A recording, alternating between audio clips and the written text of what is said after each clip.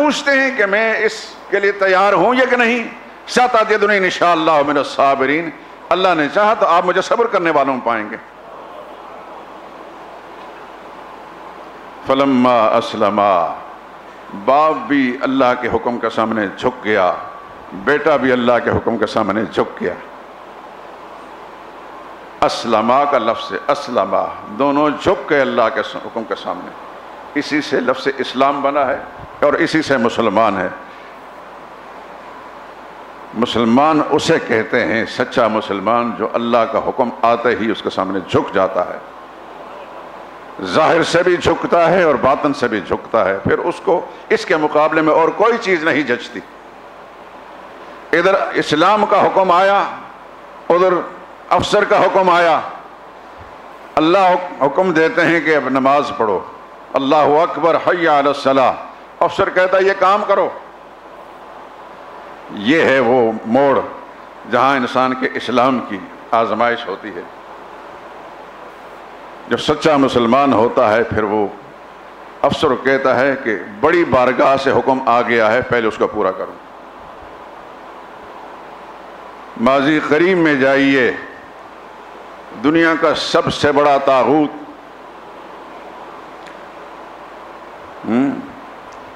جہاز سے اترتا ہے، موجودہ سعودی عرب کا بادشاہ شاہ سلمان اس سے مصافحہ کرتا ہے. ادھر مؤذن سے اللہ اکبر. بس اتنی آواز سننے کے بعد مزید کوئی بات نہیں کہ بڑی بارگاہ کا حکم آ گیا، پہلے میں نماز پڑھوں گا بعد میں باتیں کریں گے. یہ ہوتا ہے اسلام، اس کا نام مسلمان. دعا کریں کہ اللہ ہمیں بھی ایسا مسلمان حاکم دے دے، ساری دنیا کے مسلمانوں کو ایسے مسلمان حاکم دے دے جو اللہ کے حکم کے مقابلے میں پھر کسی کو کوئی اہمیت نہ دے.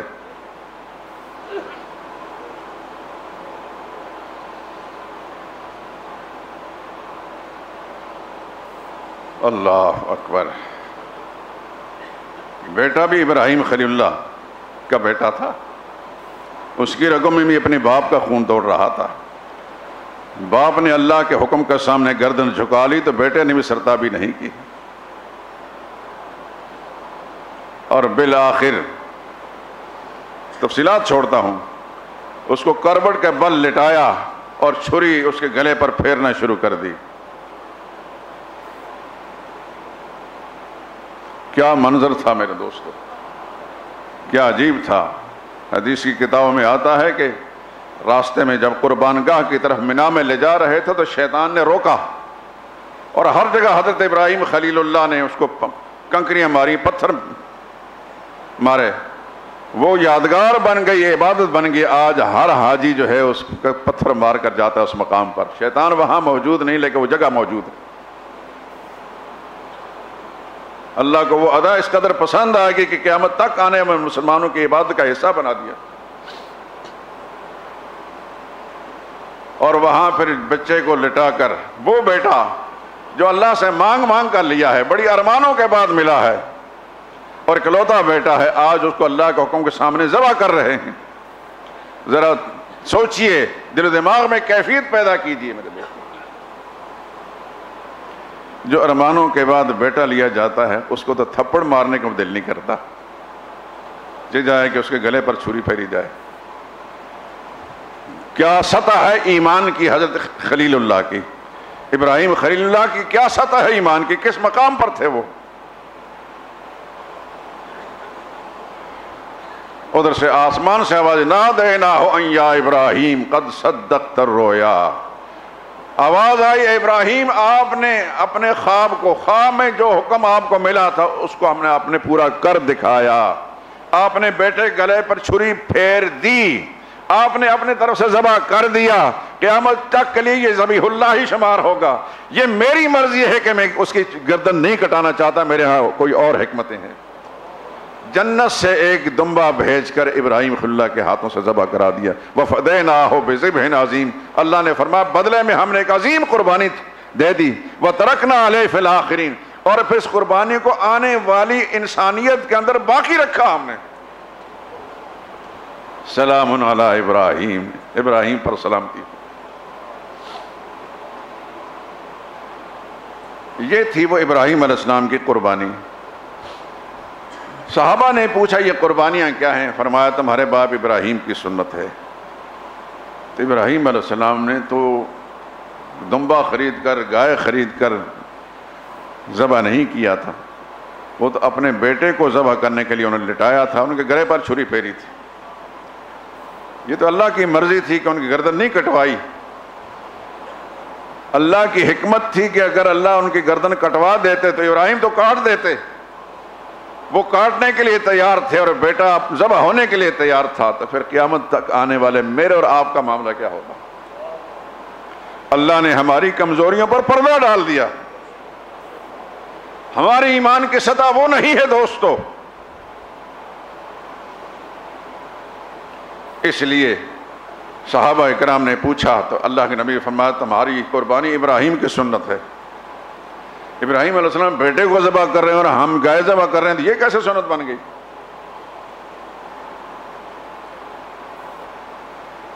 اصل بات یہ ہے کہ محمد مصطفیٰ صلی اللہ علیہ وسلم یہ سمجھانا چاہتے ہیں، جب تم اپنے اندر وہ جذبہ پیدا کر دو گے، اس جانور کو تو تم ذبح کرو گے، لیکن تمہاری اندر کی کیفیت یہ ہوگی وقت پڑنے پر ہم اپنی جان بھی اور اپنی اولاد کو بھی قربان کر دیں گے اللہ کا نام پر۔ جب یہ جذبہ تمہارے اندر پیدا ہوگا تو پھر وہ جانور جو اس جذبے کی علامت ہوگی، جب اس کے گلے پر چھری پھیرو گے تو اللہ سمجھیں گے کس نے اپنے بیٹے کو قربان کر دیا۔ اس لیے حضور صلی اللہ علیہ وسلم نے ہماری قربانیوں کو ابراہیم علیہ السلام قربانی کے ساتھ جوڑ دیا، ورنہ اللہ کو ہماری کمزوریاں معلوم ہیں۔ محمد مصطفیٰ صلی اللہ علیہ وسلم کی ذات اقدس پر قربان جائیں کہ آپ نے ہماری مشکلیں حل کر دیں، ہماری ان قربانیوں کو ابراہیم علیہ السلام کی قربانی کی طرف منسوب کر کے ان کا مشابہ قرار دے کر ہمارے حوصلے بھی بڑھا دیے اور ہماری اس کمزوری جو اس پر پردہ بھی ڈال دیا۔ اب اصل بات یہ ہے، قربانی نام ہے جذبات قربان کرنے کا، قربانی نام ہے اپنی محبت کو قربان کرنے کا۔ ابراہیم علیہ السلام اپنے جذبات کو قربان کر رہے تھے، اپنی محبت کو قربان کر رہے تھے۔ قربانی اسی انسان کی ہے جس کے دل کے اندر اللہ کی محبت کا جذبہ اس انداز سے ہو کہ جب وہ جانور کے گلے پر چھری پھیرے تو اس کی نیت یہ ہو کہ آج میں یہ جانور اللہ کا دیا ہوا مال ہے، اس کو ذبح کر رہا ہوں، لیکن اس عمل کے ذریعے سے میں یہ ظاہر کر رہا ہوں کہ وقت پڑنے پر اللہ کے دین کے لیے جان کی قربانی دینی پڑے، اولاد کی قربانی دینی پڑے، خاندان کی قربانی دینی پڑے، مال تو معمولی چیز ہے، پھر یہ سب کے لیے میں تیار ہوں۔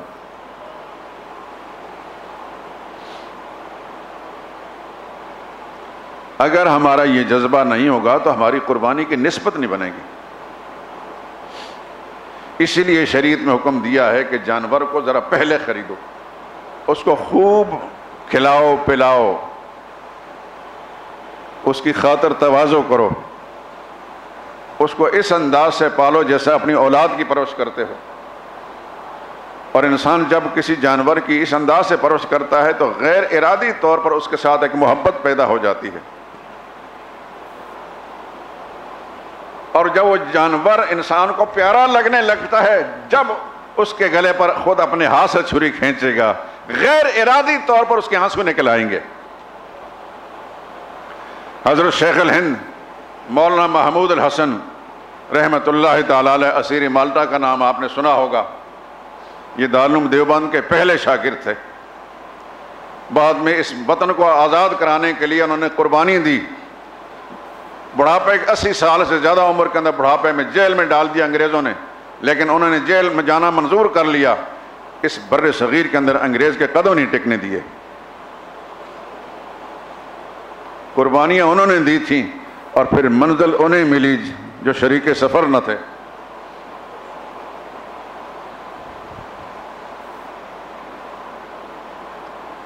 حضرت شیخ الہند بڑے محدث تھے لیکن اس سے بڑے مجاہد تھے۔ انہوں نے قربانی کے لیے ایک گائے خریدی قبل از وقت جیسے شریعت کا حکم ہے، اور اس کو خوب کھلاتے پلاتے نہلاتے ہیں، اس سے پیار کرتے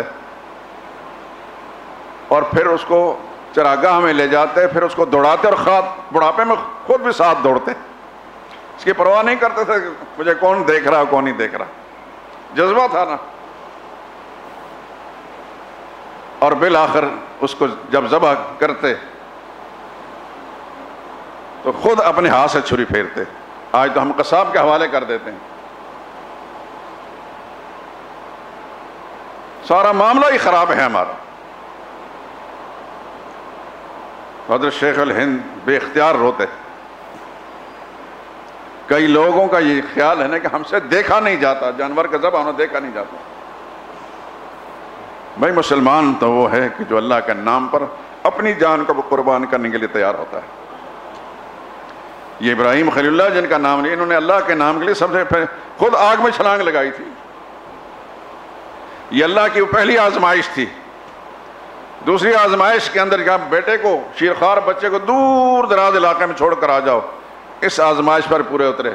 وہی بیٹا جب جوانی کے حدود میں قدم رکھنے فرمایا اس کو ذبح کرو، اس کے لیے تیار ہو گئے۔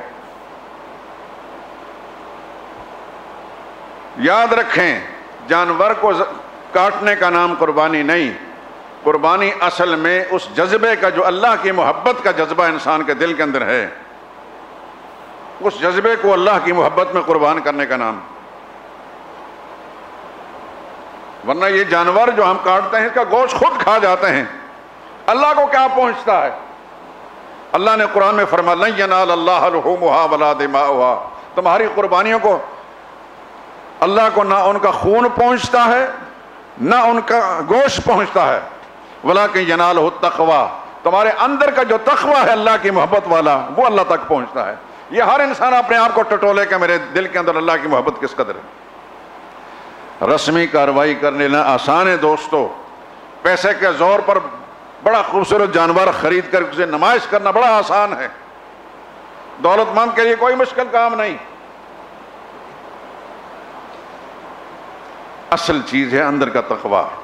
یہ ہر انسان جو قربانی کرتا ہے پہلے ٹٹولے کہ میں اللہ کو راضی کرنے کے لیے قربان کر رہا ہوں، یہ اپنے نمائش کے لیے، تاکہ محلے داروں کے اندر، رشتہ داروں کے اندر نمائش، بڑا خوبصورت جانور خریدا، سارے لوگ اکٹھے ہو جائیں، جوک در جوک اس جانور کو دیکھنے، اتنے لاکھ کا بکرا خریدا اور اتنے لاکھ کا بیل خریدا۔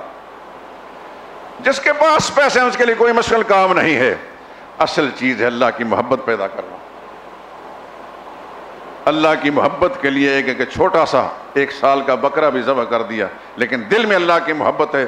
رب کعبہ کی قسم، کسی آدمی نے 1000 بیل بھی لاکھوں روپے کے خرید کر کے ذبح کر دیے، اس کے مقابلے میں جس انسان کے دل میں اللہ کی محبت ہے اور اخلاص کا جذبہ ہے، چھوٹا سا بکرا 1 سال کی شرطوں پورے کر کے ذبح کر دیا، اس کا مقام زیادہ ہے بنسبت اس انسان کے جو نمائش کے لیے اتنی بڑی قربانیاں کرتا ہے۔ میری گفتگو کا حاصل یہ ہے کہ اپنے دلوں کو ٹٹولیے، قربانی کرنے سے پہلے اپنے جذبات کو خالص کیجیے۔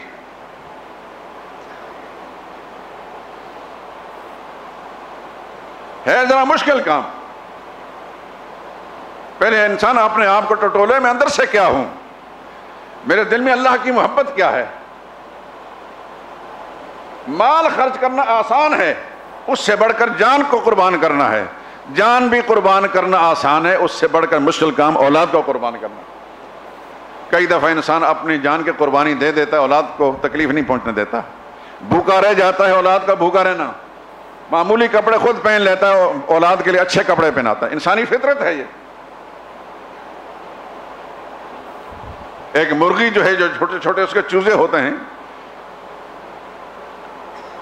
کوئی گدھ یا اس قسم کا کوئی موذی پرندہ آتا ہے ان بچوں کو اٹھانے کے لیے تو وہ اپنے پروں کو پھیلا کر بچانے کی کوشش کرتی ہے۔ ہم نے اپنی آنکھوں سے دیکھا، وہ مرغی جان پر کھیل جاتی ہے اپنے چوزوں کو بچانے کے لیے۔ یہ ہر ماں باپ کی یہ فطرت ہے اپنی اولاد کو بچانے کے لیے۔ انسان کو تو اللہ نے ذی عقل بنایا ہے، اولاد کے لیے انسان بہت بہتری سوچتا ہے۔ تو ابراہیم خلیل اللہ کا امتحان یہی تھا، وہ پہلے امتحان میں اپنی جان کی قربانی میں تو کامیاب ہو ہی گئے تھے، اب اگلی قربانی جو زیادہ مشکل تھی، اور اس بیٹے کے جو اللہ سے مانگ کر لیا تھا، اس کے اندر وہ پورا اترے۔ اللہ کے نبی نے ہماری اس عمل کو ابراہیم خلیل اللہ علیہ وسلم کی اس عمل کے ساتھ تشبیہ دے کر ہمیں متنبع کر دیا کہ ذرا اپنے دل و دماغ کو ٹٹول کر قربانیاں کرنا، رسم نہ کرنا، نمائش نہ کرنا۔ جانور تمہارا ذبح ہو جائے گا، گوشت لوگ کھا جائیں گے، تم بھی کھا جاؤ گے، اللہ تک کچھ بھی نہیں پہنچے گا اگر تمہاری نیتوں میں اخلاص نہیں ہے، اگر تمہارا پیسہ صاف نہیں ہے، تمہاری نیتوں میں اخلاص نہیں ہے، کچھ بھی نہیں جائے گا وہاں۔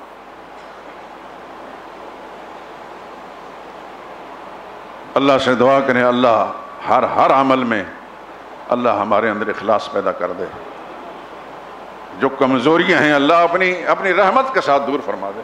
اللہ جانتا ہے ہماری کمزوریوں کو، ہم کسی گناہ سے بچ نہیں سکتے، کسی خامی سے بچ نہیں سکتے اللہ کی مدد کے بغیر، اور کسی نیکی کی طرف جا نہیں سکتے اللہ کی توفیق کے بغیر۔ یا اللہ ہر برائی سے بچا اپنی مدد کے ساتھ، اور ہر نیکی کی توفیق دے اپنی توفیق کے ساتھ۔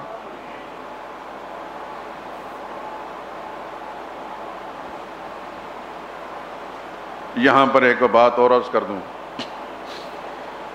یقیناً اللہ تعالیٰ کی توفیق سے آپ سب حضرات قربانی کریں گے۔ اللہ تعالیٰ وہی جذبات پیدا فرما دے میرے سمیت آپ سب کے اندر جو ابراہیم خلیل اللہ میں اللہ پاک نے اپنی رحمت سے پیدا فرمائے تھے، جو نبی کریم نے ہماری قربانیوں کو ان کے ساتھ منسوخ کر دیا ہے، اللہ اس کا کوئی حصہ ہمیں عطا فرما دیں اپنی جناب سے، اپنی رحمت کے ساتھ۔ قربانی اپنی طرف سے کریں۔ فوت شدہ ماں باپ جو یہاں نہیں ہیں وہ کہہ بھی نہیں سکتے، لیکن ان کے ایصال ثواب کے لیے بھی قربانی کریں تو بڑی خوبی ہے۔ اور جس نبی کی نسبت سے ہم مسلمان کہلاتے ہیں، اس نبی صلی اللہ علیہ وسلم کی طرف سے بھی صاحب حیثیت مسلمان اگر حصہ ڈال دیں، ظاہر قسمت یہ تو کسی نصیب والے کو بات ملتی۔ یہاں ایک بات اور بھی عرض کر دوں،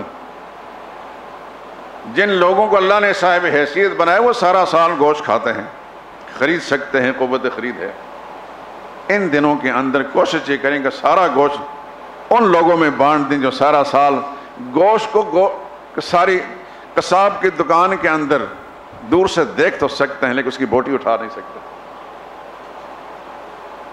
صاحب حیثیت لوگوں کو خدا توفیق دے کہ سارا گوشت ان کے اندر بانٹ دیں۔ اس بات کا انتظار نہ کریں کہ وہ چل کر آپ کے دروازے پر آئیں، آپ کوشش کر کے ان کے دروازوں پر جا کر وہاں بانٹیں۔ آپ کو اندازہ نہیں کہ خدا کی کتنی رضا ملے گی۔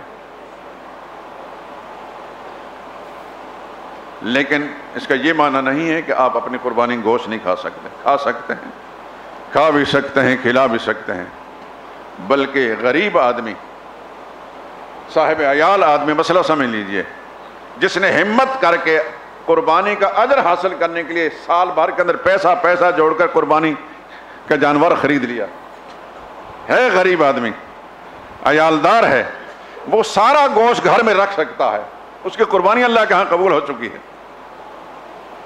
لیکن ہر آدمی کو اپنی کیفیت معلوم ہوتی ہے۔ اس مسئلے کو سننے کا یہ مطلب نہیں ہے کہ فریج بھر دیں اور فریزر، جن کو اللہ نے صاحب حیثیت بنایا ہے، جو ہر روز گوشت خرید کے کھا سکتے ہیں، وہ ان دنوں کے اندر ایثار اور قربانی کریں۔ قربانی کا معنی یہ ہے اس کو اللہ کی راہ میں قربان کر دیں، اور اللہ کی محبت پر اپنی جذبات اور محبت کو قربان کیا ہے، اس گوشت کو بھی اللہ کے مخلوق پر قربان کر دیں۔ صاحب حیثیت لوگ، پھر میں کہوں گا، یہ چند روز کے بعد جو دن آنے والا ہے، پورا سال انتظار کرنا پڑے گا۔ پھر کون زندہ رہتا ہے، کس کی قسمت میں اس دن تک زندہ رہنا ہے۔ اس لیے اس موقع کو ضائع مت کیجیے۔ رسول اللہ صلی اللہ علیہ وسلم کا حصہ بھی ضرور ڈالیے اپنی قربانیوں میں، اور سب بانٹ دیجیے۔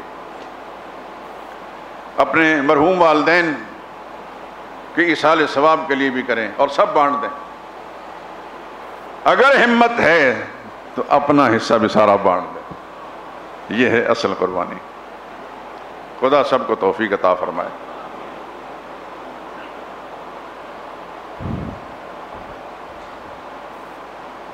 ہم نے اپنے ہاں گزشتہ چند برسوں سے دوست احباب کی خواہش پر کہ راسخ العقیدہ مسلمان مل کر اگر قربانی کریں تو کسی قربانی ضائع نہیں ہوتی.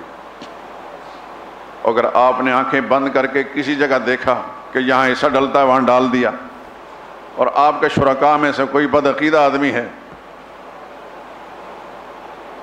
کوئی قبروں کا پجاری ہے، کوئی گھوڑے کے پرست کرنے والا ہے، وہ ساری قربانی برباد ہو گئی. یاد رکھیں، ایک گھر کے اندر کئی بھائی ہیں، لیکن کسی کو اللہ تعالیٰ اپنی رحمت کے ساتھ عقیدہ درست رکھنے کی توفیق دیتے ہیں، کوئی بگڑا ہوتا ہے. حتیٰ کہ ماں باپ کا معاملہ بھی عجیب ہوتا ہے. کئی نوجوان ایسے ہیں اللہ نے اپنی رحمت میں دامن میں کھینچ لیا، عقیدے ٹھیک ہو گئے، ماں باپ کے عقیدے بگڑے ہوئے ہیں. ماں باپ کافر بھی ہو اس کی خدمت زندگی بھر کرنی ہے، لیکن اپنے دین و ایمان کے معاملے میں ماں باپ کی بات نہیں ماننی. اگر پتہ ہے کہ ماں باپ کا عقیدہ بگڑا ہے تو باپ کے ساتھ قربانی میں حصہ نہیں ڈالنا، بھائی کے ساتھ قربانی میں حصہ نہیں ڈالنا. اس بات کو اچھی طرح سمجھ لیجئے. خدمت زندگی بھر کرنی ہے ان کی، ادب کے ساتھ پیش آنا ہے، نرمی کے ساتھ پیش آنا ہے، جو کچھ ممکن ہو سکتا ہے.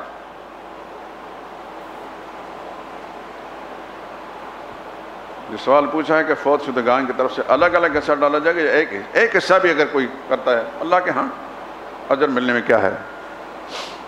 الگ الگ توفیق ہے تو الگ کریں، کیونکہ یہ نفلی قربانی ہے، یہ تو ایصال ثواب ہے.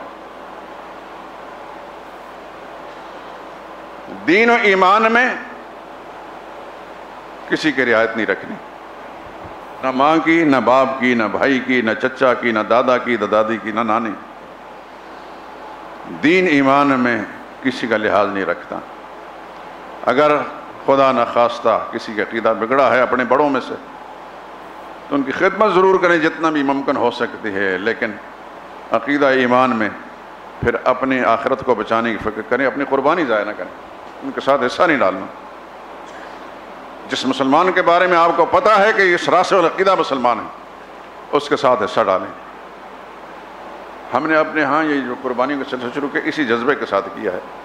کئی ہمارے دوست احباب کہتے ہیں کہ ہمیں پتہ نہیں ہوتا کہ جہاں ہم حصہ ڈال رہے ہیں ان لوگوں کا، ہمارے شرکاء کا حصہ جو وہ کس قسم کے عقیدے کے لوگ ہوتے ہیں ہم پوچھ بھی نہیں سکتے.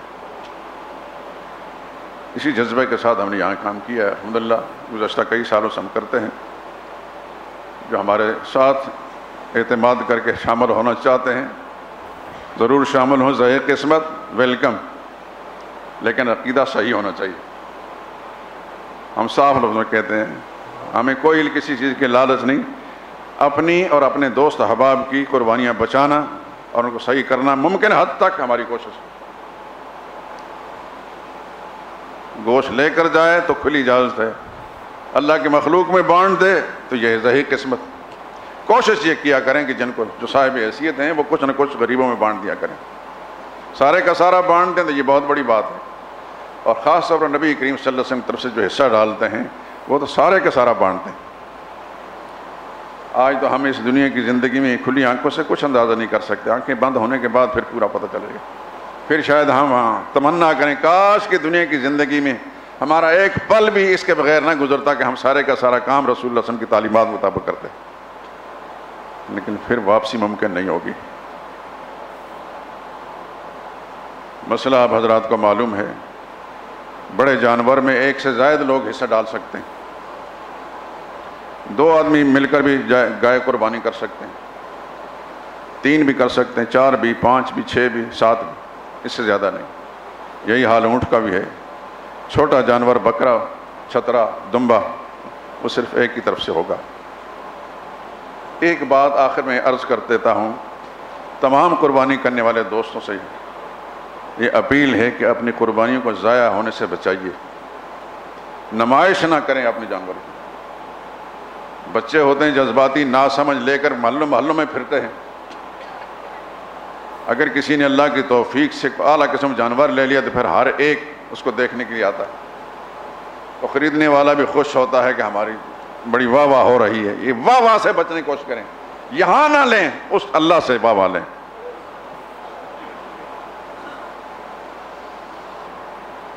کیونکہ آپ یہ جو مال قربان کر رہے ہیں اس کی رضا حاصل کرنے کے لیے، ان انسانوں کے نہیں۔ انسان کسی کو کیا دے سکتا ہے؟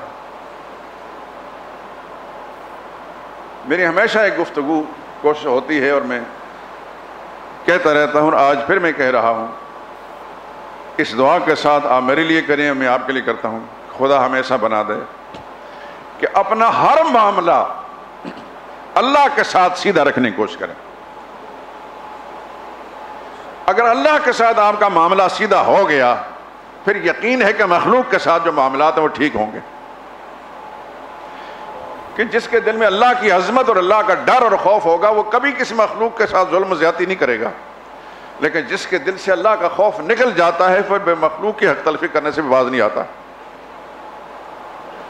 سب سے پہلے ہر انسان اپنا معاملہ اپنے رب کے ساتھ سیدھا کرے۔ میری جملے میری زبان سے نکل رہے ہیں، خدا کے فرشتے نوٹ کر رہے ہیں، اللہ کرے کہ میں بھی ایسا بن جاؤں۔ آپ میرے لیے دعا کریں کہ آپ کی جو دعا ہوگی وہ اخلاص والی ہوگی۔ میں آپ کے لیے کرتا ہوں، خدا آپ کو اور مجھے سب کو ایسا بنا دے کہ اللہ کی مرضی پر ہر ایک کی مرضی کو قربان کرنے والے بن جائیں، لیکن مخلوق، اللہ کی مخلوق کے جو حقوق ہیں ہمارے ساتھ وابستہ، اللہ اس کو بھی پورا پورا ادا کرنے کی توفیق دے، اور مخلوق کی حق تلفی سے خدا بند قدوس بچائے۔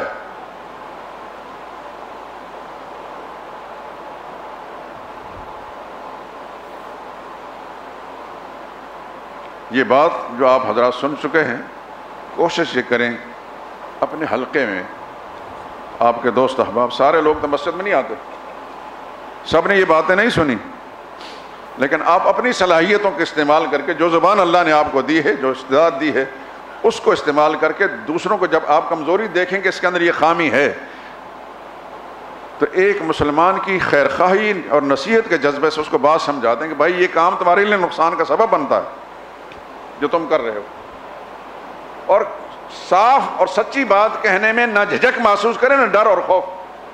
مسلمان کی تو شان یہ ہے کہ وہ اللہ کے سوا کسی اور سے ڈرتا نہیں،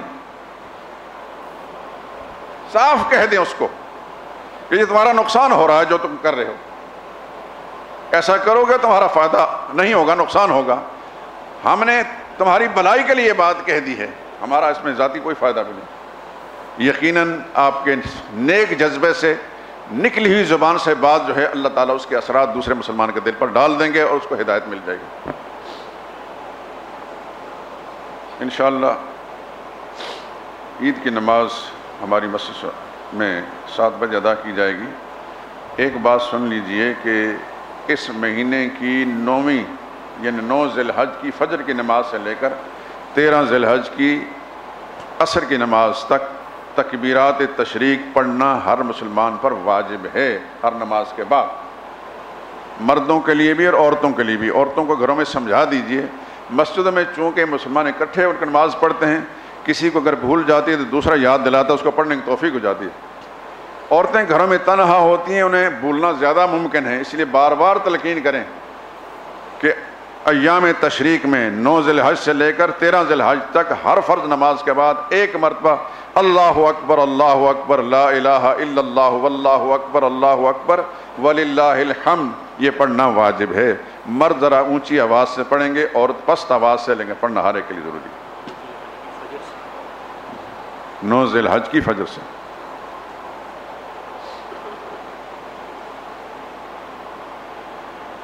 ایک بڑے جانور میں 2 افراد شامل ہوتے، کیا وہ آدھی آدھی رقم دیں گے یا 3 حصے 4 حصے کر سکتے ہیں؟ آدھا آدھا ضرور نہیں ہے، ایک آدمی 3 حصے لے لے، ایک آدمی 4 حصے لے، ایسا کر سکتا ہے، نصف نصف بھی کر سکتے ہیں، لیکن یاد رکھیں کہ جو 7 افراد سے کم افراد ہیں کسی بڑے جانور میں، تو ان میں سے اگر آدھا آدھا بانٹ لیں تو پھر کوئی حرج کی بات نہیں، لیکن کسی ایک آدمی کا حصہ 7ویں حصے سے کم نہیں ہونا چاہیے۔ مثلا کسی نے بہت تھوڑے پیسے جمع کیے ہیں اور کسی نے بہت زیادہ پیسے جمع کیے ہیں، وہ کہے کہ میں پیسے چونکہ زیادہ ہیں میں زیادہ گوشت لے جاؤں گا، تو زیادہ گوشت اس انداز سے لے جائے کہ جو دوسرے والا ہے جس کے پاس پیسے کم ہیں وہ 7ویں حصے سے کم بھی اس کے حصے میں آیا، وہ غلط ہے۔ یعنی یہ اندازہ کر لیجیے کہ 7ویں حصے میں جتنا مقدار آتا ہے اس سے کم نہیں ہونا چاہیے۔ قربانی کے نیت سے دمبا خرید کر گھر میں پالا، اس کی عمر 6 ماہ سے زیادہ ہے، تقریباً 9-10 ماہ کا ہے، مگر اس کا قد نسلی طور پر چھوٹا ہے، کیا اس کی قربانی درست ہے؟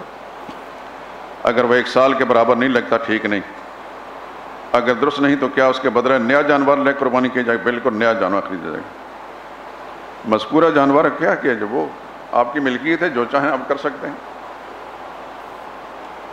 قربانی کی عبادت اور عشرہ ذی الحج کی فضیلت۔ مولانا محمود اشرف عثمانی جن نائب مفتی ہیں، استاد ہیں جامعہ دارالعلوم کراچی کے، مولانا تقی عثمانی کے بھتیجے ہیں اور اچھے عالم ہیں۔ کسی زمانے میں میری غیر موجودگی میں یہاں جمع پڑھایا کرتے تھے۔ بہت اچھا ان کی کسی تقریر کو کسی نے جمع کر دیا ہے کتابچہ کی شکل میں، بڑی بہترین چیز ہے، آپ حضرات لے لیں۔